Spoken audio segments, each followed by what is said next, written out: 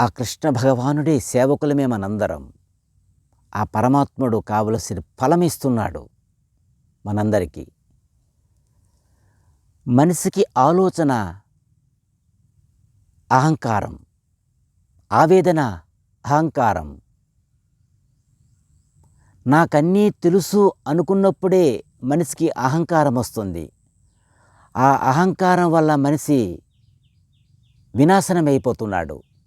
అది తెలుసుకోలేకపోతున్నాడు ప్రతి మానవుడు. అహంకారంతోనే నువ్వు పతనమైపోతావు అని తెలుసుకోలేకే నీవు జీవితం వినాశమైపోతుంది.